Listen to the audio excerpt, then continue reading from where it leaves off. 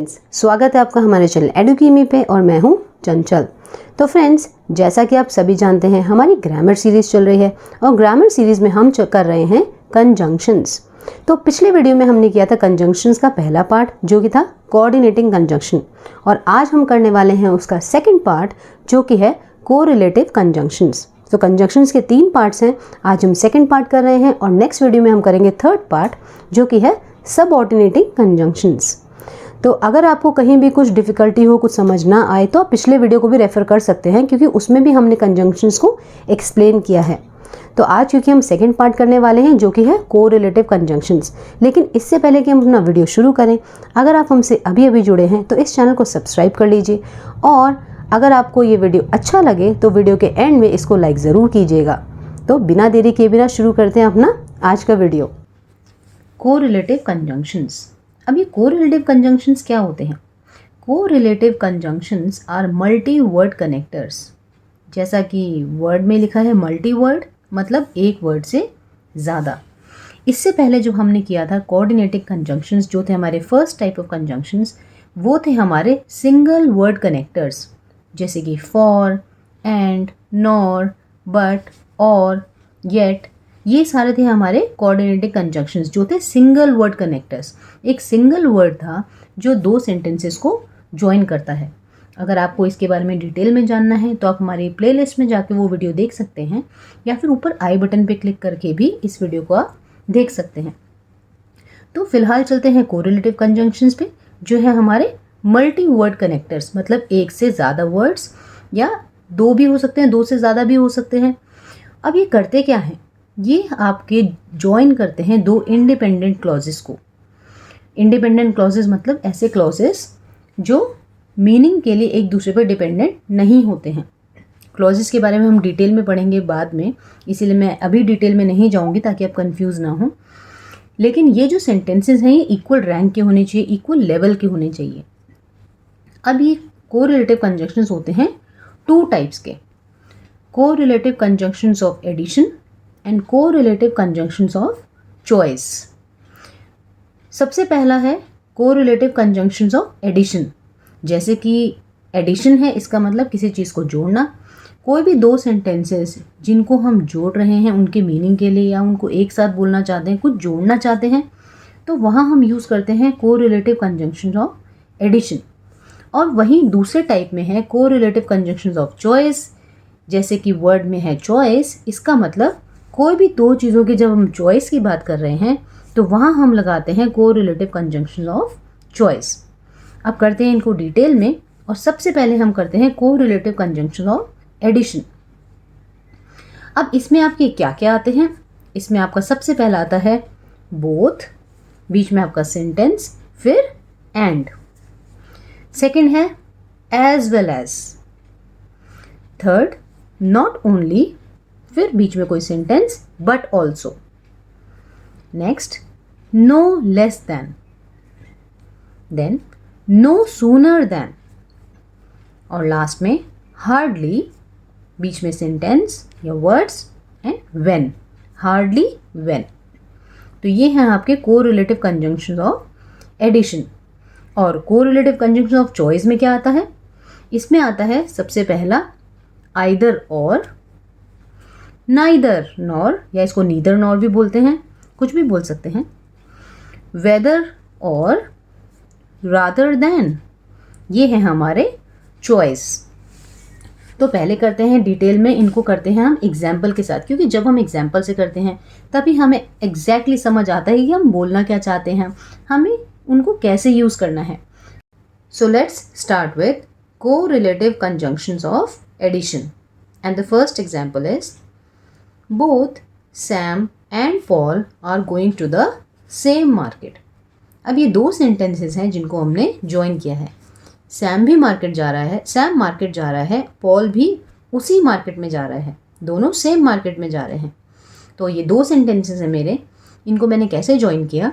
Both Sam and Paul are going to the same market. यहाँ पे both और and, ये है मेरे कोरिलेटिव कंजंक्शंस ऑफ एडिशन। इन्होंने इन दोनों सेंटेंसेस को ऐड किया है, ज्वाइन किया है, और ये दोनों ही सेम लेवल के, सेम रैंक के क्लॉजेस हैं।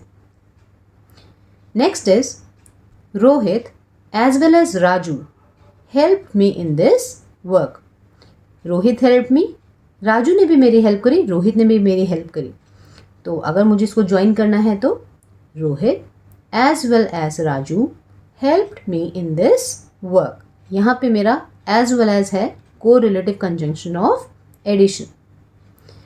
Next is I invited not only Mohit but also his brother for the party. मैंने मोहित को ही नहीं उसके भाई को भी पार्टी के लिए बुलाया। यहाँ पे मेरे दो सेंटेंसेस क्या हैं? I invited Mohit, I invited his brother also for the party. Mohit को तो बुलाया ही, उसके भाई को भी बुलाया। अगर मुझे इन दोनों को ज्वाइन करना है तो आई invited not only Mohit but also his brother for the party. अब आपको पता ही है यहाँ पे हमारा को रिलेटिव कंजंक्शन ऑफ एडिशन क्या है? Not only and but also. ये दोनों हैं हमारे को रिलेटिव कंजंक्शन ऑफ एडिशन, दोनों एक साथ ही आते हैं सेंटेंस में। Next is mom loves you no less than me. Mom आपसे प्यार करती हैं, मुझसे कुछ कम नहीं। So mom loves you no less than me. No less than है हमारा यहाँ पे correlative conjunction of addition. No sooner did the thieves see the police than they ran away. इसमें हमारे दो सेंटेंसेस हैं। The thieves saw the police they ran away at once. चोरों ने पुलिस को देखा, वो तुरंत ही भाग उठे या भाग गए। तो अगर मैं जो इन दो सेंटेंसेस को ज्वाइन करना है तो मैं बोलूँगी no sooner did the thieves see the police than they ran away. जैसे ही उन्होंने पुलिस को देखा वो भाग गए या भाग उठे। Next is hardly had I reach the station when the train arrived. मैं स्टेशन पे जस्ट पहुंची ही थी कि ट्रेन आ गई। Hardly had I reach the station when the train arrived. तो आपने यहाँ पे देखा कि हमने कोई भी जो दो सेंटेंसेस हैं उनको हमने या क्लॉजेज हैं उनको हमने ज्वाइन किया है। उसके लिए हमने ऐसे वर्ड्स यूज़ किए, कंजंक्शंस यूज़ किए हैं, जैसे कि hardly, when, no sooner than, no less than. तो ये हमें कहाँ हेल्प करते हैं? ये हमें हेल्प करते हैं दो सेंटेंसेस को ज्वाइन करने में, या दो क्लॉजेस को जो सेम रैंक के हों उनको ज्वाइन करने में। नेक्स्ट इज को रिलेटिव कंजंक्शन ऑफ चॉइस। अब जैसा कि नाम में ही है चॉइस, तो कोई भी जो सेंटेंस होगा उसमें हमें चॉइस होगी, either or, neither nor, whether or, rather than. So let's see some examples. The first example is either stop yelling or leave the room. या तो चिल्लाना बंद करो या रूम से चले जाओ या रूम को छोड़ दो। Either stop yelling or leave the room. सो यहाँ पे ईदर और है हमारा को relative conjunction of choice. Next is he can neither speak nor right English. He can neither speak nor right English. ना तो वो इंग्लिश लिख सकता है और ना ही वो इंग्लिश बोल सकता है। तो ना वो इंग्लिश बोल सकता है ना वो इंग्लिश लिख सकता है। अगर मुझे इन दो सेंटेंसेस को ज्वाइन करना है तो मैं बोलूँगी he can neither speak nor write English. Next, I don't know whether she will recognize me or not. मुझे नहीं पता कि वो मुझे पहचानेगी या नहीं। आपने इसमें दो अलग अलग सेंटेंसेस हैं जिनको हमने एज अ चॉइस, पता नहीं करेगी या नहीं, तो ये चॉइस है। I don't know whether she will recognize me or not. यहाँ पे whether या और ये हमारे यहाँ पे है correlative conjunction of choice. Next, I would rather cook than wash the dishes. यहाँ पे ये है हमारा contrary choice। इसके बजाय मैं कुक करना पसंद करूँगा बजाय कि बर्तन धोने के। तो I would rather cook than wash the dishes. rather और than ये एक ही सेंटेंस में आते हैं।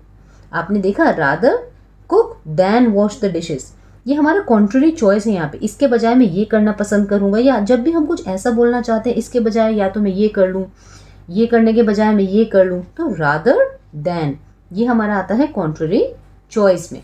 तो ये थे हमारे एग्जाम्पल्स को रिलेटिव कंजंक्शन ऑफ एडिशन के भी और को रिलेटिव कंजंक्शन ऑफ चॉइस के भी। सो यहाँ पे हमारा फिनिश होता है second part of conjunctions which is our correlative conjunction. लेकिन जैसा कि मैं हमेशा ही कहती हूँ, अगर आपको कोई भी डाउट है या आप चाहते हैं हम कुछ भी इम्प्रूवमेंट करें, कोई भी आपका फीडबैक है, तो आप कमेंट सेक्शन में नीचे लिख सकते हैं या फिर हमें ईमेल भी कर सकते हैं। I will be eagerly waiting for all your suggestions and your feedback. Till then, keep watching and enjoy.